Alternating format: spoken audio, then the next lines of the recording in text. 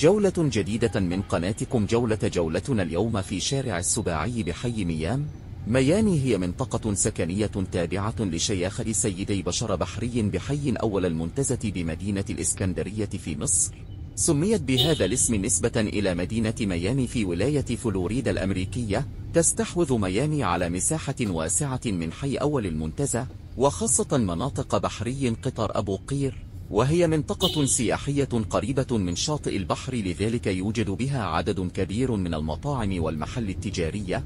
أهم المعالم 5 شواطئ: الأكاديمية العربية للعلوم والتكنولوجيا والنقل البحري، شوارع اسكندر إبراهيم، ملك حفني، جمال عبد الناصر، خالد بن الوليد، العيسوي، وخليل حمادة، مساجد شرق المدينة، الرحمة، الفاروق، والنور، مستشفيات نيل الأمل، ميامي، والمدينة المنورة، مدرسة سان فينسن، ميامي، طيبة، القدس، وميامي كل.